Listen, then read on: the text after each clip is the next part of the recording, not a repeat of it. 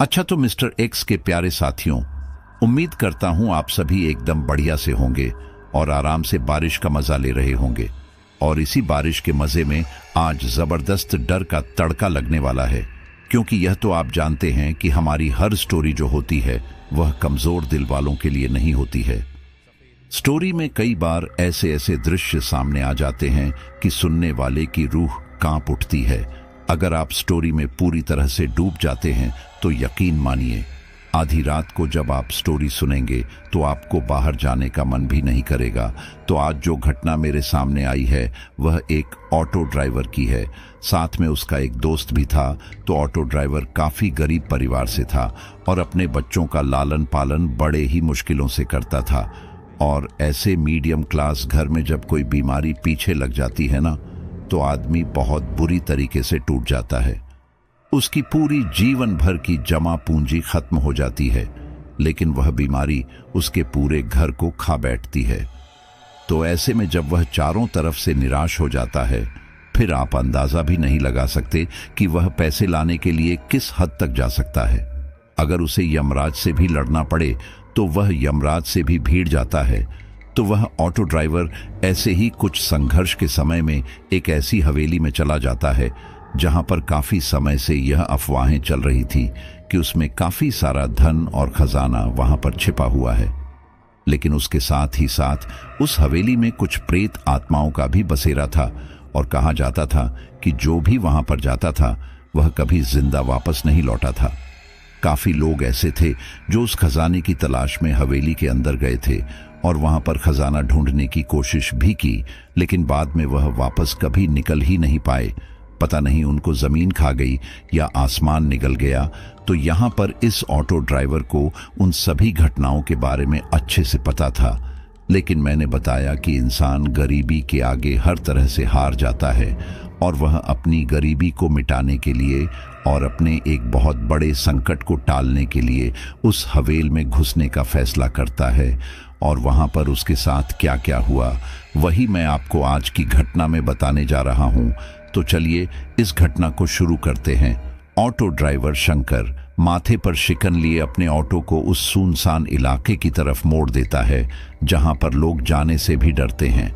उस सड़क पर केवल वही लोग जाते हैं जो उस जगह स्थित हवेली से अनजान हैं। लेकिन ऑटो ड्राइवर शंकर के साथ ऐसा नहीं था। वह उस हवेली के बारे में सब कुछ जानता था, उसकी किद्वंतियां, उसका इतिहास, सब कुछ। लेकिन फिर भी ऐसी क्या बात थी कि शंकर रात के अंधेरे में उस हवेली की ओर जा रहा था। शंकर के ऑटो की पिछली सीट पर उसका दोस्त विमल बैठा था, जो उससे बार बार यही कह रहा था, देख शंकर, जल्दबाजी मत कर, भगवान सब कुछ ठीक कर देगा। कहीं ना कहीं से पैसों का इंतजाम हो ही जाएगा, लेकिन वहां जाना सही नहीं है। शंकर रुआसी आवाज में कहता है, कैसे कैसे होगा पैसों का इंतजाम?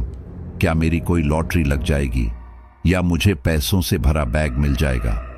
विमल शंकर के कंधे पर हाथ रखते हुए कहता है, मैं तेरी हालत समझता हूं, लेकिन वो हवेली सुरक्षित नहीं है।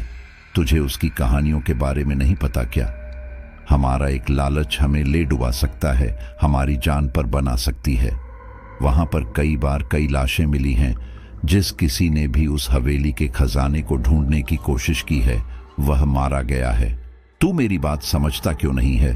शंकर कहता है, मैं सब समझ रहा हूं, ऐसे बेबस होकर जीने से तो मरना अच्छा है। क्या फायदा, मैं अपनी पत्नी का इलाज नहीं करा पा रहा। मर जाऊंगा तो ही बेहतर होगा, कम से कम उसे मरता हुआ तो नहीं देखूंगा। विमल शंकर को समझा रहा था कि उस हवेली में जाना खतरनाक हो सकता है। आखिर वे लोग उस हवेली में क्या करने जा रहे थे और क्यों जा रहे थे? दरअसल हरियाणा और राजस्थान में आपको बहुत हवेलियां मिल जाएंगी जिनमें पुराने टाइम में सेठ लोग रहा करते थे। उनके ठाठ बाट किसी राजा से कम नहीं थे। आजकल ज्यादातर हवेलियां नष्ट हो चुकी हैं। जो बाकी है उन्हें आज भी सुरक्षित रखा जा रहा है, लेकिन अधिकतर हवेलियों का हाल बुरा हो गया है। उन्हीं में से एक हवेली थी सेठ रूपचंद की हवेली। ऐसा कहा जाता है कि उस हवेली में आत्माएं भटकती हैं और वहां जाने वालों को मार देती हैं। अब लोग वहां जाते क्यों हैं? उसके पीछे का कारण यह है कि रूपचंद के पास बहुत सारी धन दौलत थी। जो उसने अपने हवेली में बहुत सारे कलसों में कहीं छुपा कर रखी थी। लेकिन आज तक किसी को नहीं पता चल पाया कि वह धन दौलत कहाँ गई। सोने और चांदी के सिक्कों को पाने की चाह में लोग उस हवेली में जाते थे और वहीं पर कैद हो जाते थे। अगर मिलती थी तो केवल उनकी लाशें। वहीं दूसरी ओर शंकर, एक ऑटो ड्राइवर, वैसे तो उसकी जिंदगी अच्छी गुजर रही थी, लेकिन अचानक पता चलता है कि उसकी पत्नी राधिका को कैंसर है और अब उसकी कीमोथेरेपी, दवाई वगैरह के लिए अच्छा खासा पैसा चाहिए। अब शंकर ठहरा एक मिडिल क्लास आदमी। उसकी रोज की जरूरतें थी जिन्हें पूरे करने के बाद उसके पास गिने चुने पैसे ही बचते और वो भी इधर उधर खर्च हो जाते। ऐसे में लाखों रुपए का खर्चा वह कैसे करता। उसने कई लोगों से मदद मांगने की कोशिश की, लेकिन 10 से 15 लाख रुपए कौन दे देता। दवाइयों से लेकर घर की जरूरतें ही पूरी करना बहुत मुश्किल था। बच्चे भी बड़े हो रहे थे। शंकर अपने बच्चों को अच्छे स्कूल में पढ़ाना चाहता था, लेकिन उसके पास इतने पैसे नहीं थे। पत्नी की तबीयत दिन ब दिन खराब होती जा रही थी।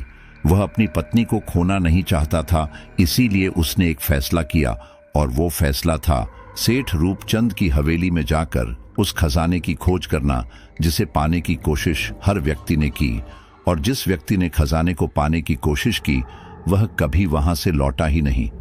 अब यह तो भगवान ही जाने कि यह सिर्फ कहानी थी या सच में वहां ऐसा था। लेकिन हां, उस हवेली के सामने से गुजरते हुए हर व्यक्ति डरता था। दिन में आवाज आ ही रहती थी, लेकिन रात में तो उस ओर कोई जाता ही नहीं था। लोगों का कहना है कि आते जाते कुछ आवाजें सुनाई देती हैं। लोग कहते हैं कि रात को हवेली के सामने से रूपचंद के रोने की आवाज आती है।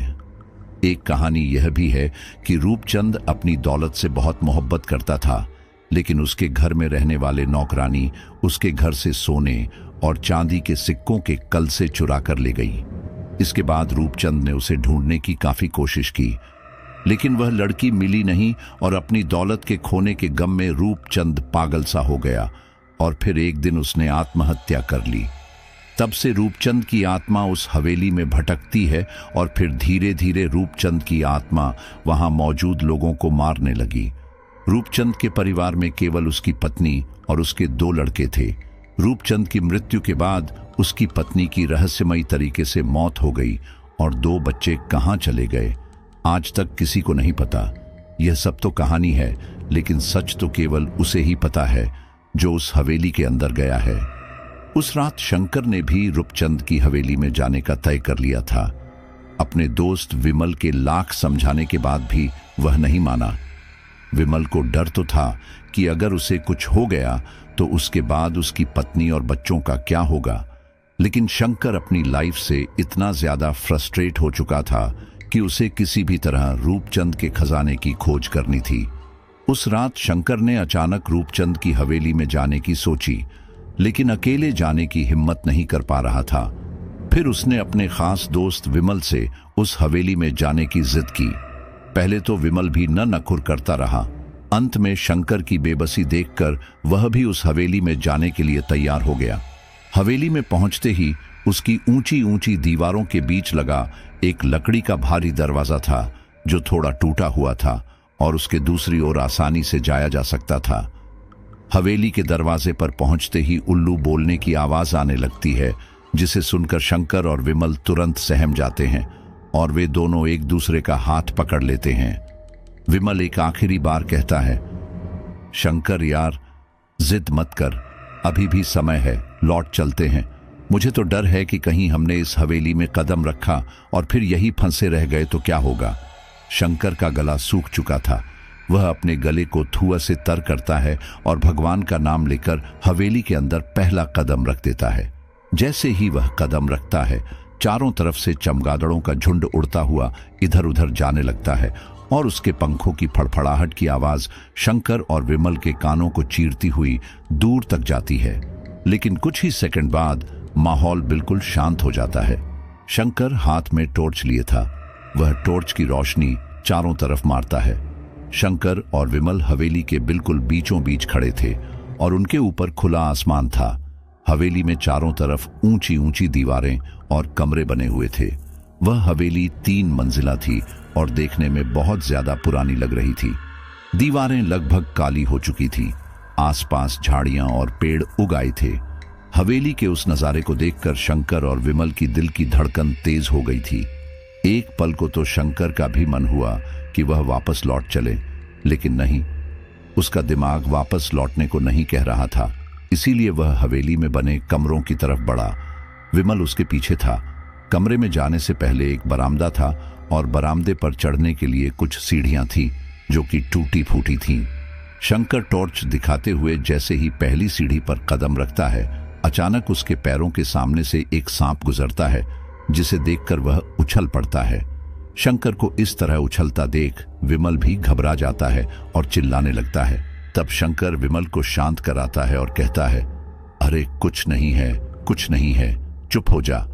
विमल कहता है, तो तू क्यों चीखा? शंकर कहता है, कुछ नहीं यार, वो सांप इधर से गुजरा था। ये सुनते ही विमल अपनी आंखें चौड़ी करता है और कहता है, क्या सांप? और तू कहता है कुछ नहीं था। शंकर यार, मुझे अंदर नहीं जाना, बाहर सांप है तो अंदर क्या कुछ होगा। शंकर विमल को दिलासा देते हुए कहता है, तू घबरा मत, मेरा हाथ पकड़ और अंदर चल, और यह टॉर्च को बार बार जला बुझा मत, जला कर रख। वे लोग बरामदे में कदम रखते हैं तो देखते हैं कि जमीन पर धूल की मोटी चादर तनी हुई है। अगर उस धूल पर थोड़ी सी मिट्टी डाल दी जाए तो किसी का पैर धंस जाए। बरामदे में जाते ही शंकर और विमल को एक कमरा दिखता है। उसके दरवाजे गायब थे। शंकर आगे चल रहा था जबकि विमल पीछे था। तभी विमल की नजर दाईं ओर चमकती हुई दो रोशनी पर गई। वह घबरा गया। उसने शंकर का कंधा पकड़कर उसे रोकना चाहा। शंकर ने पीछे मुड़कर धीरे से कहा, अब क्या है? विमल ने उंगली से उन दो चमकती रोशनी की तरफ इशारा किया।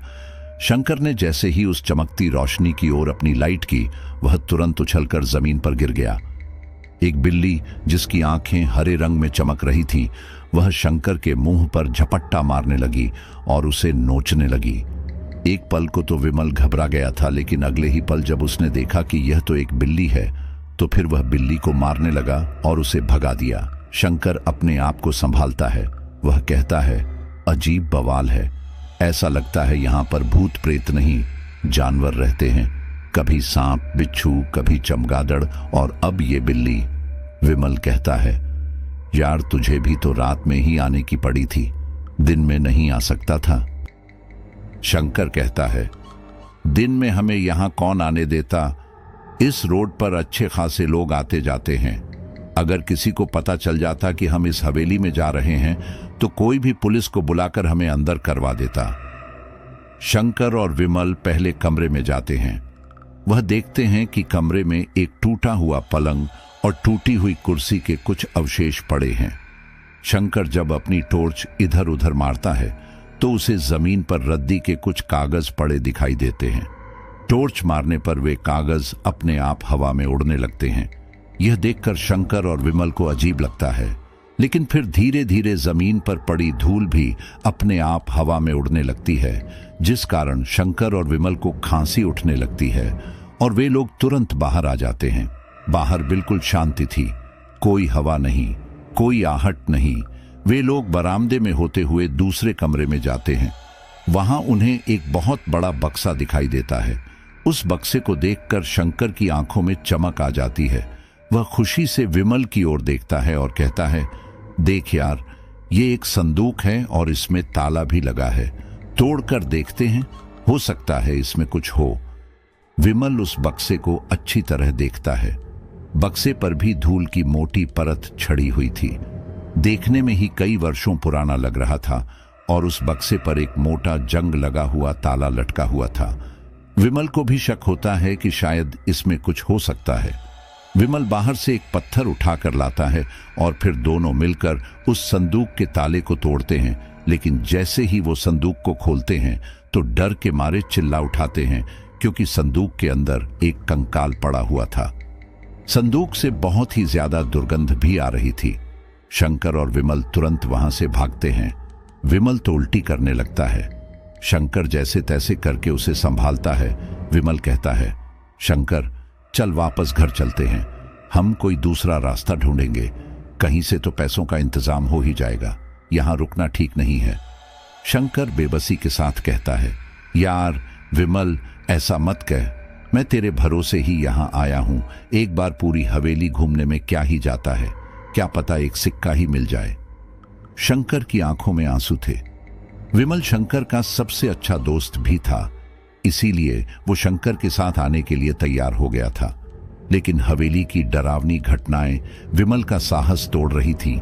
फिर भी वो अपने दोस्त के खातिर हवेली में खोज के लिए तैयार हो जाता है।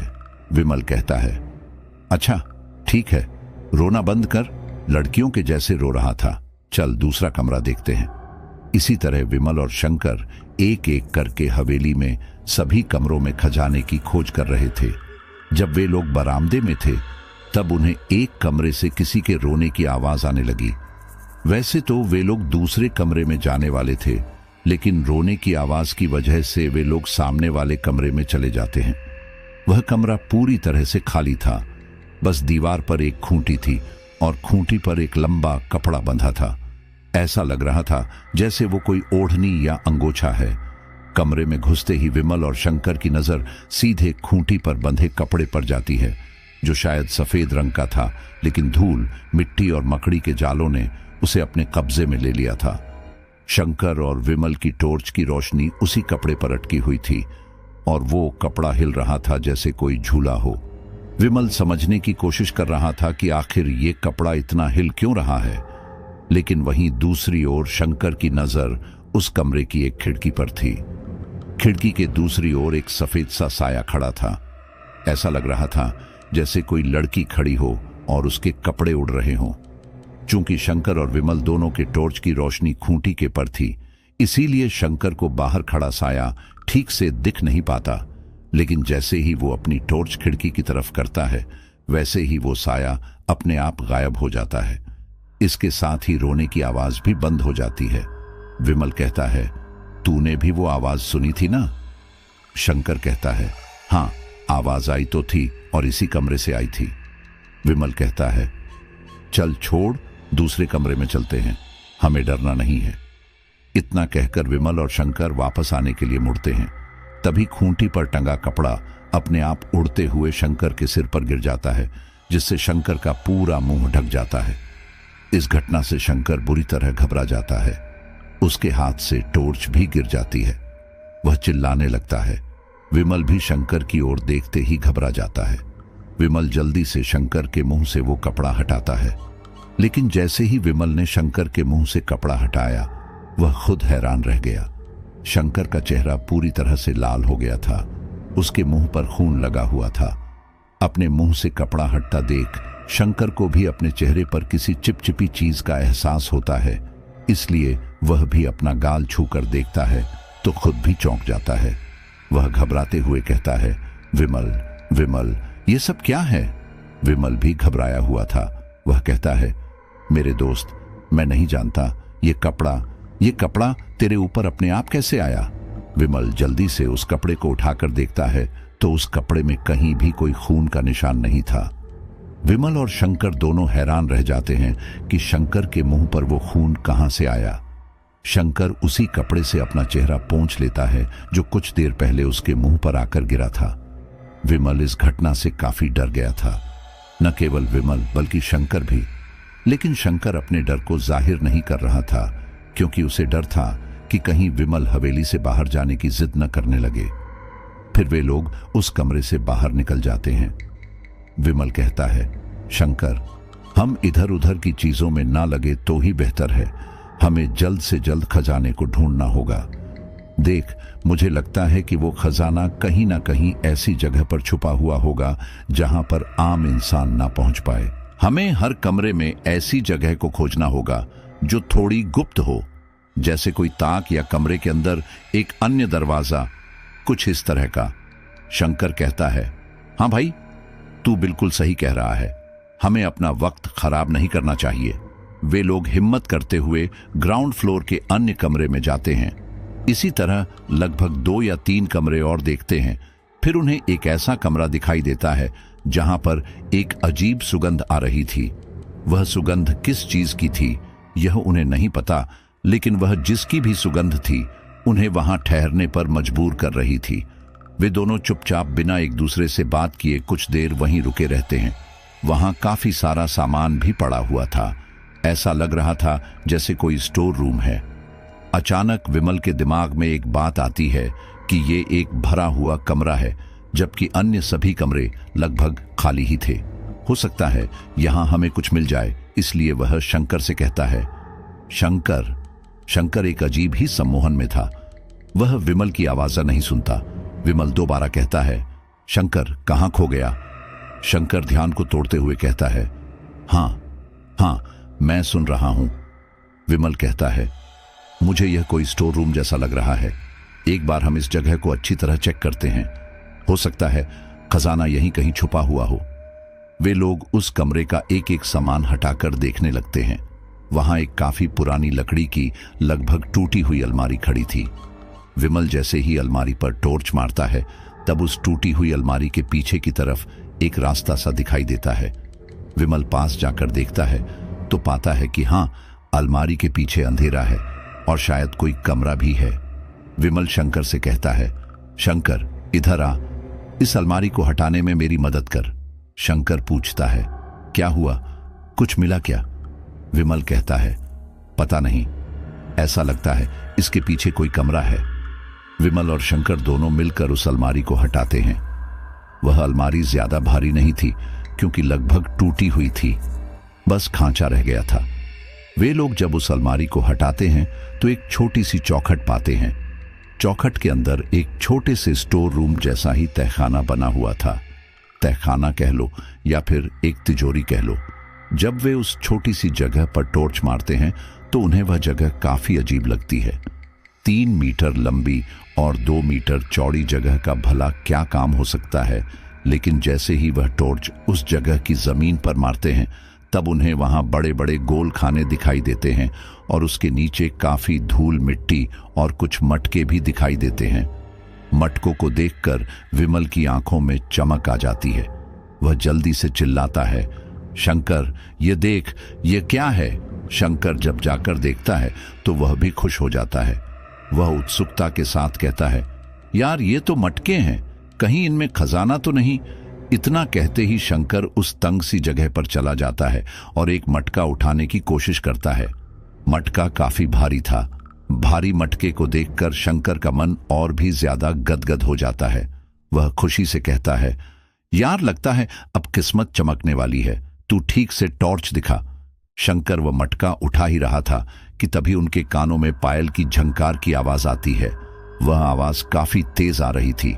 ऐसा लग रहा था उस कमरे में ही कोई लड़की मौजूद है जो अपनी पायल बजा रही है। उस आवाज को सुनकर शंकर के हाथ एकदम रुक जाते हैं और विमल के कान खड़े हो जाते हैं।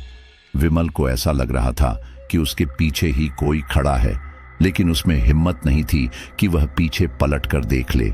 शंकर, जो कि विमल की तरफ ही देख रहा था, अचानक उसकी नजर विमल के दाईं ओर चमकते हुई 2 आंखों पर पड़ती है।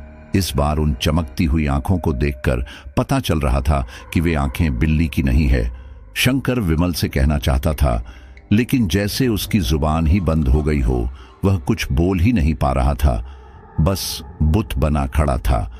शंकर कुछ भी कह पाता उससे पहले ही विमल को अपने कानों पर किसी की सांसों का एहसास होता है। ऐसा लग रहा था कोई तेज तेज सांसें भर रहा है। विमल अब घबरा चुका था। उसे यह एहसास हो चुका था कि उसके पीछे कोई खड़ा है। वहीं दूसरी ओर शंकर भी विमल को इस तरह से देख रहा था जैसे वह किसी मुसीबत में है। विमल बड़ी हिम्मत करके पीछे पलटकर देखता है तो चिल्ला उठता है। उसके पीछे एक लड़की खड़ी थी। विमल के देखते ही वह लड़की अपना असली रूप ले लेती है। उसका चेहरा पूरी तरह से सफेद था और आंखें चमकदार, बाल खुले हुए थे। चेहरे पर कई सारे कट के निशान थे। गले पर एक गहरा निशान था, जैसे किसी ने गला काटा हो। आंखों में आंसू थे। विमल उस चेहरे को देखकर इतना ज्यादा घबरा जाता है कि खड़े खड़े ही गिर जाता है। उसके हाथ से टॉर्च गिरकर शंकर के पास चली जाती है। शंकर में भी इतनी हिम्मत नहीं थी कि वह विमल को संभाल सकता, लेकिन कुछ ही सेकंड बाद वो अजीब सी दिखने वाली लड़की वहां से गायब हो जाती है और फिर उस कमरे का सामान अपने आप हवा में इधर उधर उड़ने लगता है, लेकिन उस लड़की के गायब होते ही विमल और शंकर में थोड़ी हिम्मत आती है और वे खड़े होकर खुद को संभालते हैं। फिर वे बाहर जाने की कोशिश करते, लेकिन उस नज़ारे को देखने लगते हैं जो कमरे में जादू की तरह हो रहा था। विमल कहता है, शंकर, हमें जल्दी से इस कमरे से बाहर चलना होगा। शंकर भी डरा हुआ था, लेकिन वो उस मटके को निकालना चाहता था। उसे यकीन था कि इस मटके के अंदर कुछ न कुछ तो जरूर मिलेगा, और अंत में जब वह देखता है कि मटका नहीं निकाल पा रहा, तो वह उसे अपनी टॉर्च से तोड़ने की कोशिश करता है। वह पाता है कि उस मटके में सच में बहुत सारे सोने के सिक्के रखे हैं और साथ ही कुछ लाल कपड़े भी रखे हैं। शंकर जल्दी से सोने के सिक्कों को जितना बटोर सकता था बटोरता है। उस कमरे में अभी भी सामान हवा में इधर उधर उड़ रहा था। जैसे ही विमल अपना एक कदम आगे बढ़ाता है, एक सामान उसकी ओर आकर गिरता है, लेकिन विमल अपने आप को संभाल लेता है और यह सिलसिला तब तक जारी रहता है जब तक वे दरवाजे की मुख्य चौखट तक नहीं पहुंच जाते हैं। जैसे तैसे करके वे लोग उस कमरे से बाहर तो निकल गए थे, लेकिन बाहर का मंजर और भी ज्यादा खतरनाक था। हवेली के आंगन में मिट्टी का एक मटका अपने आप लटका हुआ था और नाच रहा था। उस मटके से अजीब सी हंसने की आवाजें आ रही थी। विमल और शंकर उस मटके को नाचते हुए बड़ी गौर से देख रहे थे, और फिर अचानक वो मटका जमीन पर गिरकर टूट जाता है। जैसे ही वो मटका टूटता है, उस मटके से बहुत सारी सोने और चांदी के सिक्के निकलने लगते हैं, जो जमीन पर इधर उधर बिखर जाते हैं। और फिर शंकर जल्दी से भागकर जाता है और उन सिक्कों को बटोरने लगता है। विमल उसे रोकना चाहता था, लेकिन शंकर सिक्कों के चक्कर में अंधा हो चुका था। उसे नहीं पता था कि यह सामान्य बात नहीं है, लेकिन शंकर की आंखों में सिर्फ और सिर्फ खजाना था। इसी बीच विमल की नजर हवेली के दूसरे माले पर खड़ी उसी लड़की पर पड़ती है, जिसे कुछ देर पहले उसने उस डरावने कमरे में देखा था। वह लड़की शंकर को देखकर मुस्कुरा रही थी। विमल तभी समझ जाता है कि इन सोने के सिक्कों में जरूर कुछ ना कुछ गड़बड़ है। वह शंकर को आवाज लगाता है, शंकर, रुक जा, वापस आ, चल, जल्दी से बाहर चलते हैं। शंकर के कानों पर जैसे जूं नहीं रेंगती। वह उन सिक्कों को देखकर पूरी तरह से पागल हो गया था। उसे भूत प्रेत किसी भी चीज से डर नहीं लग रहा था। विमल गुस्से में शंकर को उठाता है और कहता है, तू पागल हो गया है। देख, क्या तुझे वहां वह औरत नहीं दिखाई देती? शंकर ऊपर की तरफ देखता है तो वहां कुछ भी नहीं था। विमल भी हैरान था। शंकर कहता है, विमल, ये भूत हमारा कुछ नहीं बिगाड़ सकते, तू भी जल्दी से सिक्के उठा ले। इतना कहते ही शंकर वापस जमीन पर झुकता है तो पाता है वहां एक भी सिक्का नहीं है। यह देखकर शंकर भी हैरान हो जाता है। वह चौकन्ना होकर सब तरफ देखता है, उसे कहीं कोई सिक्का नजर नहीं आता। यहां तक अब तक उसने जो सिक्के इकट्ठे किए थे उसे वो भी नजर नहीं आते। शंकर पागल सा हो जाता है और कहता है, अरे वो सिक्के कहां गए?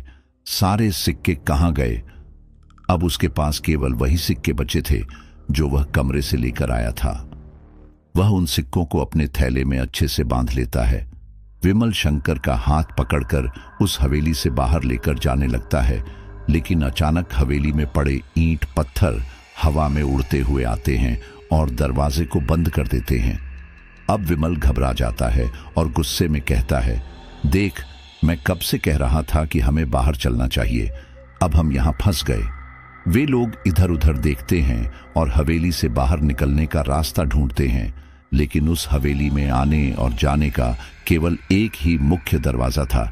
तभी उन्हें एक आवाज आती है, तुम आए अपनी मर्जी से हो, लेकिन जाओगे मेरी मर्जी से। मैं यहां से किसी को नहीं जाने दूंगी। विमल और शंकर इधर उधर देखने लगते हैं कि आखिर यह आवाज कहां से आई, और तभी हवा में उड़ता हुआ एक पत्थर आता है और विमल के सिर पर लगता है। विमल के तुरंत ही खून निकलने लगता है। वह अपने आप को संभालता है और तभी दूसरा पत्थर भी उसकी ओर आता है। वह उस पत्थर से अपने आप को बचाता हुआ भागते लगता है। यह देखकर शंकर भी उसके पीछे भागता है और फिर जगह जगह से पत्थर अपने आप उठते और उन दोनों के पीछे पड़ जाते हैं। वे लोग एक ऐसी जगह पर जाकर खड़े होते हैं जहां ऊपर जाने के लिए सीढ़ियां बनी हुई थीं। विमल अपना खून साफ कर रहा था, तभी उसे एक ओर से वही सफेद लड़की चलती हुई नजर आती है और वो उस समय उनके करीब आ रही थी। वे दोनों इतना डर जाते हैं कि सीधा ऊपर सीढ़ियों पर चढ़ जाते हैं। सीढ़ियों पर ऊपर जाने के बाद वो माला बिल्कुल वैसे ही बना हुआ था जैसे नीचे का माला था। वही कमरे, वही डिजाइन, सब कुछ बिल्कुल सेम था। उन लोगों ने सीढ़ियों को पार किया ही था कि तभी एक चिल्लाने की आवाज और आती है, बचाओ, मुझे बचाओ, छोड़ दो, मुझे जाने दो। वो आवाज सुनकर विमल और शंकर सहम जाते हैं। नीचे वह लड़की थी और ऊपर वह तड़पती हुई आवाज। शंकर और विमल उस आवाज का पीछा करते हुए एक कमरे में जाते हैं तो पाते हैं कि एक बूढ़ा आदमी कुर्सी पर बैठा है और तड़प रहा है। वे दोनों उस आदमी के करीब जाकर उसे संभालने की कोशिश करते हैं। ऐसा लग रहा था जैसे उस आदमी का कोई गला दबा रहा है। वह आदमी अपनी गर्दन को पीछे की तरफ कर रहा था। बार बार उसकी जीभ भी बाहर निकल रही थी। उसके दोनों हाथ हवा में थे, लेकिन वह अपने हाथों को अपने गले तक नहीं ला पा रहा था। ऐसा लग रहा था उसके हाथों को भी किसी ने पकड़ लिया है। बार बार उस आदमी की आंखें ऊपर की ओर हो रही थी और आंखों की सफेदी दिखाई दे रही थी। अचानक वह आदमी दम तोड़ देता है। उसे दम तोड़ता देख विमल और शंकर डर जाते हैं और उस आदमी से कुछ कदम पीछे हट जाते हैं, लेकिन दोनों की ही नजर उस आदमी पर थी। उसका चेहरा बेहद डरावना लग रहा था। विमल और शंकर गौर से कुछ पल के लिए उस आदमी को देखते रहते हैं और फिर अचानक वह आदमी झटके से सीधा बैठता है और मुस्कुराकर कहता है, चले जाओ यहां से, वह किसी को नहीं छोड़ेगी। इतना कहकर वह बूढ़ा आदमी दोबारा कुर्सी पर टेक लगाकर उसी मुद्रा में लेट जाता है जैसे मर गया है। देखते ही देखते उस आदमी का शरीर अपने आप सड़ने लगता है। विमल और शंकर यह देखते ही उस आदमी से पीछे हटने लगते हैं। फिर उस आदमी का शरीर एक कंकाल में बदल जाता है और एक बार फिर ठीक वैसे ही दुर्गंध चारों तरफ फैल जाती है जैसे संदूक खोलने पर फैली थी। विमल घबराकर कहता है, यार शंकर, अब हम क्या करें? कैसे निकले इस जगह से? मेरी तो कुछ समझ नहीं आ रहा। हमने बहुत बड़ी गलती कर दी है यहां आकर। हमें कैसे भी करके यहां से निकलना ही होगा। शंकर कहता है, लेकिन दरवाजा तो बंद हो चुका है, अब कैसे निकले? विमल कहता है, ये बूढ़ा आदमी कौन है? कहीं रूपचंद तो नहीं? शंकर कहता है, हो सकता है या ये भी हो सकता है, ये आदमी भी हमारी तरह यहां आया आकर। विमल कहता है, शंकर, मेरे अंदर अब हिम्मत नहीं है यार, चलते हैं। तभी शंकर को याद आता है कि नीचे एक खिड़की थी जहां उसने एक सफेद लड़की को देखा था।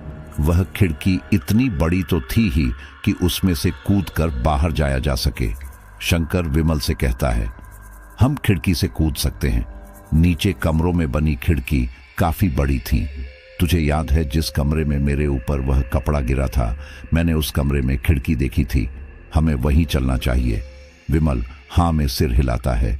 फिर वे दोनों एक दूसरे का हाथ पकड़कर सतर्क होकर नीचे जाने लगते हैं। सब कुछ सामान्य था। उन्हें दोबारा कहीं कुछ भी भूतिया नजर नहीं आता। वे लोग जैसे तैसे करके उस कमरे में चले जाते हैं जहां पर उन्होंने खूंटी पर एक सफेद कपड़ा देखा था। शंकर और विमल उस खिड़की के पास जाते हैं तो देखते हैं कि खिड़की पर चढ़ने के लिए हमें कुछ और सामान चाहिए ताकि ऊपर चढ़ा जा सके, क्योंकि वह खिड़की थोड़ी ऊंची थी। विमल कहता है, मैं बाहर से कुछ देख कर लाता हूं। विमल तो बाहर चला जाता है, लेकिन शंकर उस कमरे में अकेला था। उसके मन में डर तो था कि कहीं दोबारा उसके साथ कोई भूतिया घटना ना हो जाए, लेकिन फिर भी वह हिम्मत किए हुए था और कमरे की दीवारों को अच्छी तरह से देख रहा था। तब उसे कमरे के कोने में पड़ी पायल दिखती है। वह पायल टॉर्च की रोशनी से काफी चमक रही थी। शंकर उस पायल को उठाता है और देखने लगता है। वह समझ गया था कि यह काफी पुरानी पायल है और काफी भारी भी है। शंकर के मन में एक बार फिर लालच पनपता है। उसने सोचा कि यह भी चांदी की है, इसीलिए उसने पायल को अपनी थैली में रख लिया और तभी एक जोर से चिल्लाने की आवाज आई जिससे शंकर कांप गया। वह आवाज न केवल शंकर ने सुनी थी, बल्कि विमल के कानों में भी वह खतरनाक आवाज आई थी। शंकर को यह एहसास हो चुका था कि यह आवाज उसके पीछे से ही आई है। जैसे ही शंकर पीछे पलटकर देखता है तो खिड़की के बाहर वही सफेद रंग के कपड़े पहनी लड़की खड़ी थी और शंकर को बुरी तरह घूर रही थी। देखते ही देखते वो लड़की उस खिड़की के बाहर आ जाती है और धीरे धीरे शंकर के करीब आने लगती है। फिर वह शंकर का गला पकड़ लेती है। शंकर आवाज भी नहीं निकाल पाता, लेकिन उस लड़की की चीख दूर तक जाती है। तूने मेरी पायल को क्यों छुआ? मेरी पायल मुझे वापस कर। शंकर मन ही मन सोचता है, जब यह डायन मुझे छोड़ेगी तभी तो मैं इसकी पायल निकाल कर दूंगा। वह अपने दर्द में इस तरह तड़प रहा था कि उसे ऐसा लग रहा था कि अब वो मर ही जाएगा। वहीं दूसरी ओर विमल भी शंकर के पास आना चाह रहा था। तभी अचानक उसे वही आदमी दिखाई दिया जो ऊपर कमरे में अपने आप तड़प रहा था। इस बार उस आदमी का चेहरा थोड़ा अलग था, थोड़ा डरावना।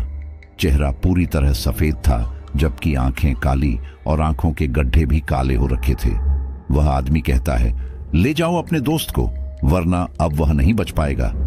इतना कहकर वह आदमी मुस्कुराता हुआ एक दीवार के आर पार चला जाता है और विमल उसे देखता ही रह जाता है। लेकिन फिर उसे याद आता है कि उसका दोस्त मुसीबत में है। वह हाथ में एक डंडा लिए शंकर के पास जाता है तो देखता है कि शंकर दर्द से तड़प रहा है और जमीन से थोड़ा ऊपर उठा हुआ है। शंकर हवा में लटका हुआ है, जीभ बाहर निकल रही है, ठीक वैसे ही जैसे उस बूढ़े आदमी की निकल रही थी। विमल चिल्लाता है, शंकर शंकर, क्या हुआ?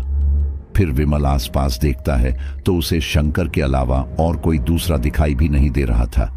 उस समय शंकर को ही वह लड़की दिखाई दे रही थी। विमल के हाथ में जो डंडा था, विमल उस डंडे को हवा में इधर उधर मारने लगता है, लेकिन ऐसा करने से कोई फायदा नहीं होने वाला था। वह लड़की एक आत्मा थी, उसे कोई भी नुकसान नहीं पहुंच रहा था, बल्कि वह तो विमल की नादानी पर हंस रही थी। अचानक शंकर संभला और जमीन पर गिरा। वह खांसने लगा। विमल ने उसकी कमर मस ली और पूछा, तू ठीक तो है ना? शंकर ने हांफते हुए कहा, मैं तो मरते मरते बचा। विमल, जल्दी चल यहां से, वो लड़की मुझे मार डालेगी। विमल शंकर से कहता है, शंकर यार, एक बात बता, हमने तो सुना था कि इस हवेली में रूपचंद की आत्मा भटकती है, लेकिन यहां तो हमें एक औरत की आत्मा परेशान कर रही है। मामला क्या है? कुछ समझ नहीं आ रहा। और वो तुझसे कोई पायल भी मांग रही थी, तूने उसकी कौन सी पायल ले ली? शंकर कहता है, यार, वो पायल मुझे यहीं पड़ी मिली थी तो मैंने उठा ली। मुझे क्या पता था कि पायल की मालकिन अभी भी जिंदा है। शंकर और विमल खिड़की की तरफ देखते हैं, लेकिन तभी वे पाते हैं कि खिड़की से खून में सने हुए 2 हाथ अंदर की ओर आ रहे हैं और उन हाथों की लंबाई भी बढ़ती चली जा रही है। यह देखकर शंकर और विमल एक एक कदम पीछे करने लगते हैं। वे लोग कमरे के दरवाजे तक पहुंचे ही थे कि अचानक दोनों को जोर से धक्का लगता है और वे लोग मुंह के बल वापस कमरे में जा गिरते हैं।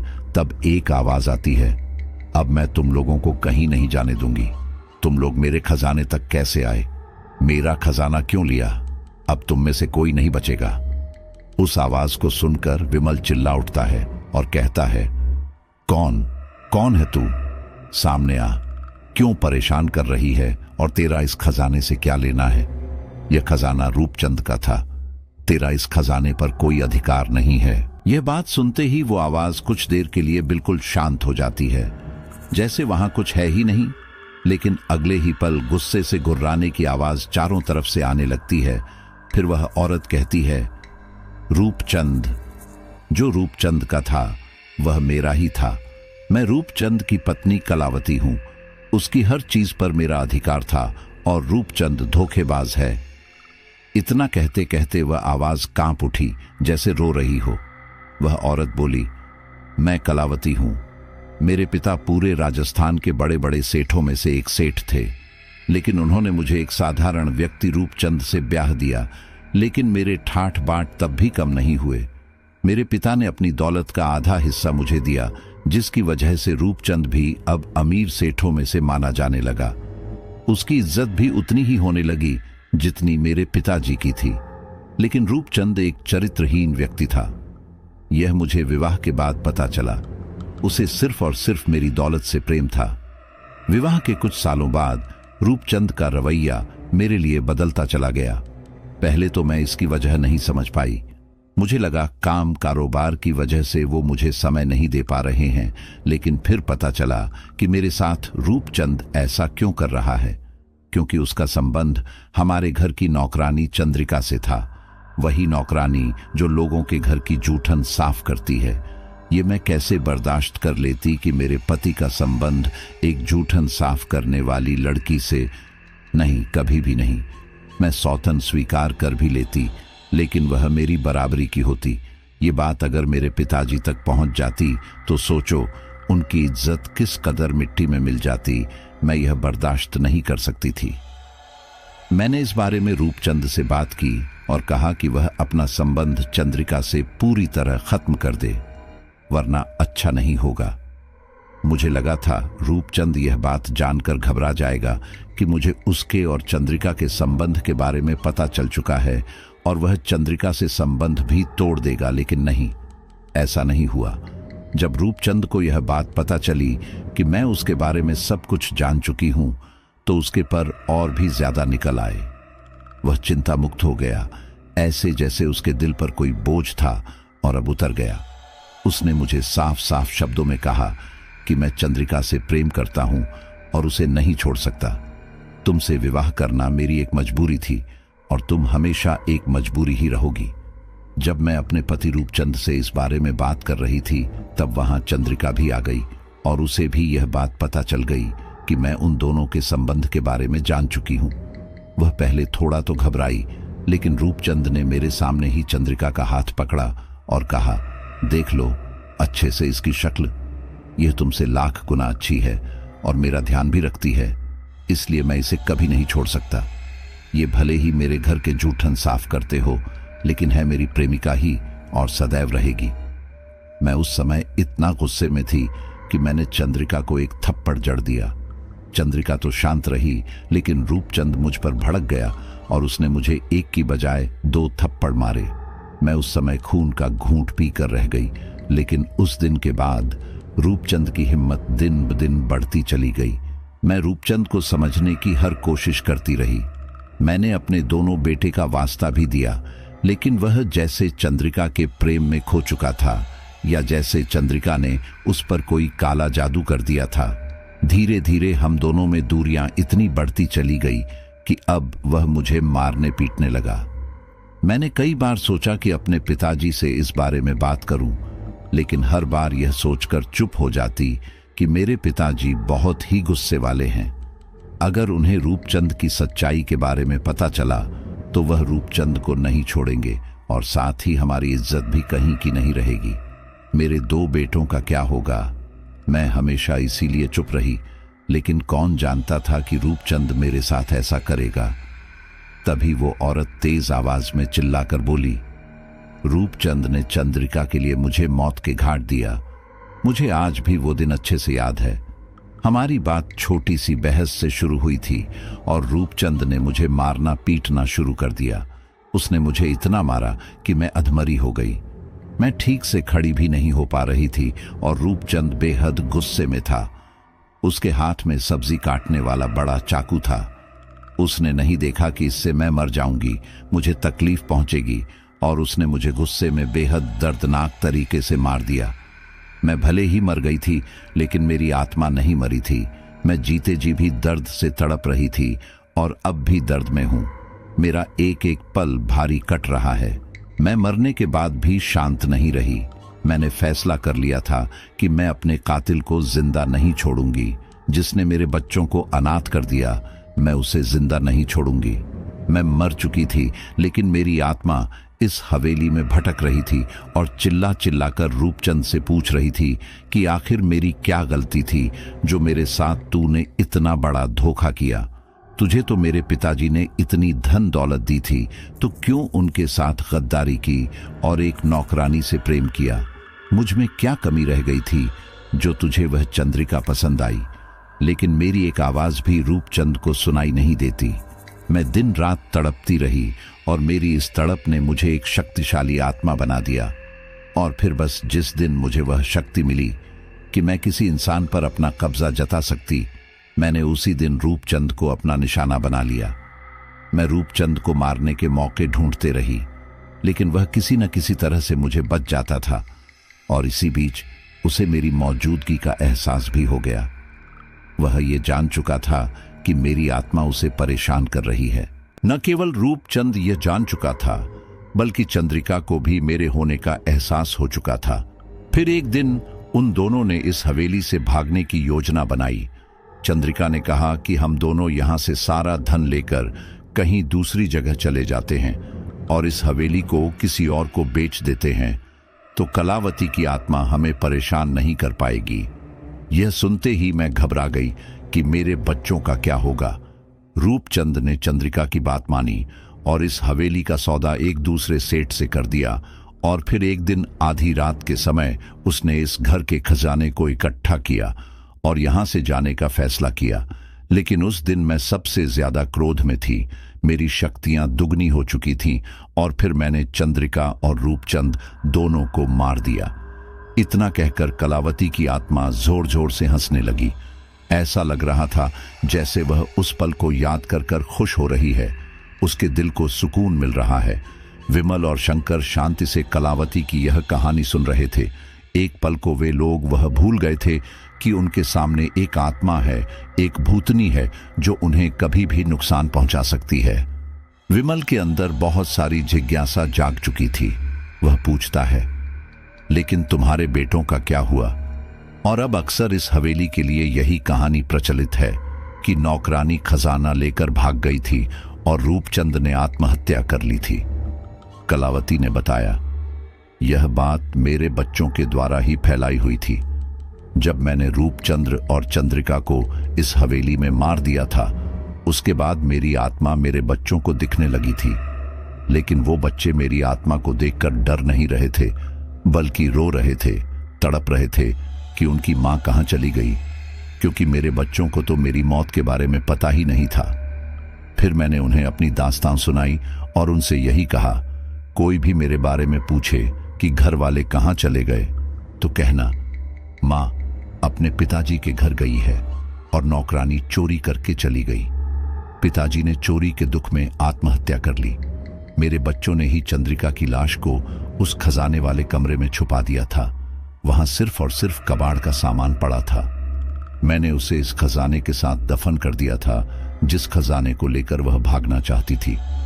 रूपचंद की लाश को मैंने एक संदूक में बंद करवा दिया। यह सब मेरे पिताजी का है और मेरा है। उसके बाद यह रूपचंद का था, लेकिन जब रूपचंद ही मेरा नहीं तो यह रूपचंद का खजाना भी नहीं। अब यह सिर्फ और सिर्फ मेरा है। जीते जी भी मेरा था और मरने के बाद मेरा है। तुम लोग भी यहां से एक फूटी कौड़ी लेकर नहीं जा सकते। तभी शंकर रोते हुए कहता है, देखो ऐसा मत कहो, हम तुम्हारी पीड़ा समझ सकते हैं, लेकिन हमें इस खजाने की जरूरत है।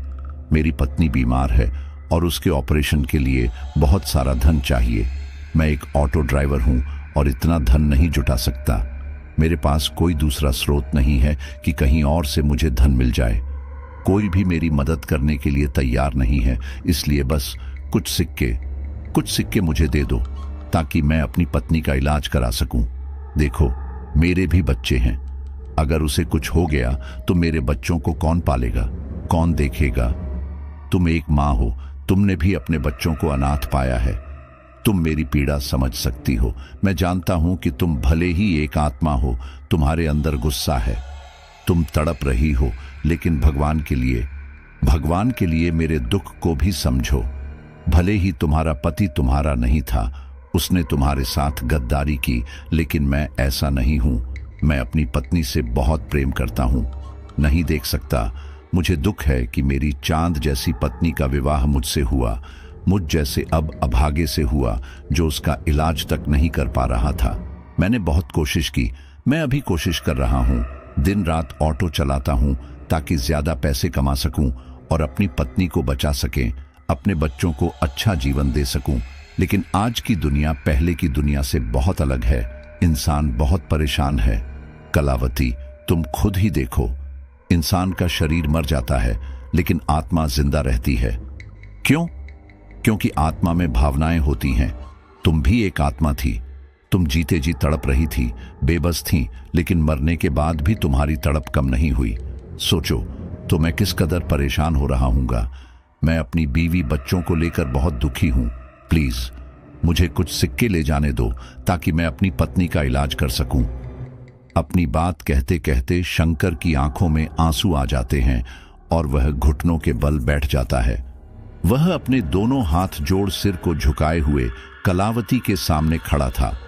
ऐसा लग रहा था जैसे कि इन सिक्कों में ही उसकी पत्नी का भविष्य है। उसके रोने की आवाजें पूरी हवेली में गूंज रही थी। कुछ देर के लिए वहां बिल्कुल शांति छा जाती है और कलावती की आंखों में भी आंसू थे। आखिर वह भी एक मां थी। उसने भी अपने बच्चों का साथ खोया था। जब वह शंकर की कहानी सुनती है तो एक पल के लिए उसका दिल पिघल सा जाता है और वह चुपचाप वहां से गायब हो जाती है। जैसे ही कलावती वहां से गायब होती है, विमल जल्दी से शंकर को उठाता है और कहता है, शंकर, वह जा चुकी है, चल अब हमें भी निकलना चाहिए। शंकर अपने आसपास देखता है, उसे भी कलावती दिखाई नहीं देती। वे लोग खिड़की की तरफ जाते हैं ताकि खिड़की से कूद सकें। विमल तो दूसरी तरफ कूद जाता है, लेकिन जब शंकर कूदने वाला था तभी कोई उसका पैर पकड़ लेता है और वापस हवेली में खींच लेता है। यह वही बूढ़ा आदमी था जो कुछ देर पहले विमल से कह रहा था कि अपने दोस्त को बचा लो। उस बूढ़े आदमी को देखकर शंकर कहता है, अब तुम कौन हो? छोड़ो, मुझे जाने दो। रूपचंद गुस्से से कहता है, मैं रूपचंद हूं, तू यहां से नहीं जा सकता, हमारे सिक्के वापस कर। शंकर गुस्से में कहता है, ये तेरे सिक्के नहीं हैं, कलावती हमें सब सच बता चुकी है, चला जा यहां से। लेकिन रूपचंद शंकर को पकड़कर घसीटने लगता है। शंकर भी गुस्से में कहता है, लगता है तू कलावती के हाथों मरकर खुश नहीं है। पता नहीं शंकर में कहां से इतनी ताकत आ गई थी कि वह भूत प्रेत से डर भी नहीं रहा था। शायद यह सब कुछ उसकी पत्नी के कारण था। उसका अपनी पत्नी से इतना प्रेम था कि उसे यमराज से भी डर नहीं लगा। वह उससे भी लड़कर आया। उसने बूढ़े आदमी को झटके से अपने से अलग किया और कहा, अगर अपनी खैर चाहता है तो चला जा। कलावती की आत्मा अभी भी यही है, ये तू अच्छी तरह जानता है। लेकिन वह बूढ़ा आदमी नहीं मानता और शंकर का गला दबाकर उसे ऊपर की ओर उठाता है। शंकर अपने आप को बचाने की कोशिश करता है। वहीं दूसरी ओर विमल शंकर को लगातार आवाज लगा रहा था, शंकर, क्या हुआ? विमल सोचता है कि शंकर अभी तक आया क्यों नहीं, लेकिन उसे क्या पता था शंकर वहां मौत और जिंदगी के बीच झूल रहा है। इधर विमल के पास भी ऐसा कोई सामान नहीं था जिससे कि वह चढ़कर खिड़की के अंदर झांक सके कि आखिर शंकर के साथ क्या हुआ। लगभग 5 से 10 मिनट हो जाते हैं। जब शंकर का कोई पता नहीं चलता तो वह जल्दी से हवेली के मुख्य दरवाजे तक पहुंचता है तो पाता है कि दरवाजा खुला हुआ है। अब वहां कोई भी ईंट पत्थर नहीं था।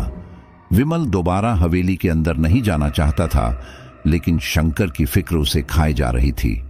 वह उसका बहुत अच्छा दोस्त था, इसीलिए उसे अकेला उस हवेली में नहीं छोड़ सकता था। अंत में विमल हिम्मत करते हुए और भगवान का नाम लेकर उस हवेली में चला जाता है, लेकिन वह पूरी तरह से शांत था। वह अपने दोस्त को आवाज नहीं लगाता क्योंकि उसे डर था कि उसकी आवाज सुनकर कहीं आत्मा फिर से न जाग जाए। वह घबराया हुआ उसी कमरे में जाता है जहां पर रूपचंद शंकर को तड़पा रहा था, उसे मार रहा था। अपने दोस्त को एक बार फिर खतरे में देखकर विमल घबरा जाता है और रूपचंद से अपने दोस्त को छुड़ाने की कोशिश करता है, लेकिन विमल यह नहीं जानता था कि आखिर यह कौन है। वह बस बार बार यह कह रहा था, छोड़ दे मेरे दोस्त को, छोड़ दे। लेकिन रूपचंद शंकर को छोड़कर विमल को ही पकड़ लेता है और उसे मारने लगता है। तभी शंकर चिल्लाता है, हमारी मदद करो, कोई है यहाँ पर, कलावती हमारी मदद करो। शंकर की आवाज कलावती के कानों तक भी जाती है और जैसे ही उसकी आत्मा वापस उस कमरे में आती है तो रूपचंद को गुस्से से देखती है। लेकिन रूपचंद की आत्मा जैसे ही कलावती की आत्मा को देखती है तो बिल्कुल शांत हो जाती है, जैसे कलावती से बहुत डर रही हो। कलावती के चेहरे पर दर्दनाक गुस्सा था। वह गुस्से से रूपचंद को देख रही थी। उसका देखना ही रूपचंद के लिए काफी था। रूपचंद अपने आप विमल को छोड़ देता है और फिर उसी समय विमल और शंकर खिड़की से बाहर कूद जाते हैं। जब वे लोग खिड़की से बाहर कूदे थे तब उन्हें ऐसा लगा था जैसे उन्हें एक नया जन्म मिला है। एक नई जिंदगी मिली है जिसे अब वह बेहतर तरीके से जी सकते हैं। कुछ देर तक तो दोनों सदमे से बाहर ही नहीं आते। वे हवेली की दीवार से चिपक कर बैठे रहते हैं। जब उन्हें होश आता है कि हाँ, अब वह सुरक्षित है, तब वे लोग वहां से उठते हैं और वापस शंकर के ऑटो के पास जाते हैं। शंकर चैन की सांस लेता है और अपने ऑटो में बैठता है। वह बार बार अपने थैले को देख रहा था। उसकी आंखों से खुशियों के आंसू बह रहे थे। शायद यह पहली बार था जब कोई उस हवेली से जिंदा और सही सलामत लौटकर वापस आया था। ये बात तो सच है कि भावनाएं ऐसी चीज है जो व्यक्ति के जीते जी भी रहती है और मरने के बाद भी रहती है। भावना हमेशा आत्मा से जुड़ी होती है और आत्मा कभी भी नष्ट नहीं होती। हम लोगों को अक्सर भूत प्रेत आत्माएं बुरी लगती है। लगता है कि यह एक बुरी प्राणी है, लेकिन कौन जानता है उनके इस बुरे बनने के पीछे उनके साथ क्या क्या बीती है। उनके बुरा बनने के पीछे का कारण हमेशा उनका बुरा होना नहीं होता, बल्कि कुछ ऐसी दुख तकलीफें, दर्द होते हैं जो उन्हें बुरा बना देते हैं, उन्हें बगावत करने पर मजबूर कर देते हैं। ठीक वैसे ही जैसे कलावती के साथ हुआ। शंकर अपने विमल जैसे दोस्त को पाकर बेहद खुश था, जो उसके साथ इस मुसीबत की घड़ी में खड़ा रहा और उसने इस भूतिया हवेली में जाने की हिम्मत दिखाई। फिलहाल शंकर शहर से दूर जाकर एक एक करके उन सिक्कों को बेच देता है और अपनी पत्नी के इलाज के लिए पैसे जुटाता है। भगवान की कृपा से उसकी पत्नी कुछ महीनों में ठीक भी हो जाती है। लेकिन विमल ने शंकर को यह बात अच्छी तरह समझा दी थी कि वह जितने भी सिक्के लाया है उसी से अपना काम चलाएं, दोबारा उस खजाने की खोज में उस हवेली में न जाए, क्योंकि लालच बहुत ही बुरी बला है। और साथियों, हमारे राजस्थान में तो ऐसी बहुत सारी हवेलियां हैं जो खंडहर के रूप में पड़ी हुई है और उनके अंदर आज भी ऐसी अफवाहें उड़ाई जाती है कि वहां पर भूत प्रेत घूमते रहते हैं, भटकते रहते हैं। लेकिन टूरिज्म की दृष्टि से देखें तो वह बहुत ही घूमने लायक जगह होती है और केवल इनको खंडहर का नाम देकर कि ना तो उनकी मरम्मत का कार्य कराया जाता है, ना उन पर कुछ खास ध्यान दिया जाता है। अगर उन सभी हवेलियों को अच्छे से मरम्मत करवाकर तैयार कर दिया जाए तो उन्हें हेरिटेज होटल में बदला जा सकता है, टूरिस्ट के लिए काम आ सकती है। और इस पर काम करने की जरूरत है सरकारों को। और राजस्थान तो ऐसा प्रदेश है जहां पर मेहमानों की ज्यादा आवभगत की जाती है और राजस्थान को जाना जाता है अपने किलों और हवेलियों की वजह से। लेकिन आज के समय में किले और हवेलियों दोनों की हालत ही बहुत ज्यादा गर्त में जाती जा रही है और उसकी ओर ना तो सरकारों का ध्यान जा रहा है और ना ही जनता का। पहले तो जनता को भी इसके लिए जागरूक होने की जरूरत है, क्योंकि उनके अंदर जो कलाकारी होती है ना, वह आज के बड़े बड़े इंजीनियर भी नहीं निकाल पाते हैं। अब उस समय ना कोई मशीन हुआ करती थी, ना ही इतने संसाधन थे, लेकिन उनकी कलाकृतियां देखकर कर हैरान रह जाते हैं। तो राजस्थान के जो भी साथी है, अगर वो मेरी बात से सहमत हो तो मुझे कमेंट में जरूर बताएं और हमारी इन लुप्त होती हवेलियों को दोबारा से खड़ा किया जाए। चलिए अब अपने कुछ साथियों को धन्यवाद करते हैं। राज अनामिका जयपुर, नारायण जाट चित्तौड़गढ़, राहुल सिंह मुंबई, साहिल शेख, रीता तांती वेस्ट बंगाल, सुरेखा आर्य, आजाद सिंह दिल्ली, परमिला सोनवने मुंबई, बलविंदर सिंह पंजाब, आंचल जोशी अलवर, रविंद्र आगरा यूपी। सभी साथियों का बहुत बहुत धन्यवाद। मिलते हैं आपसे अगली स्टोरी पर।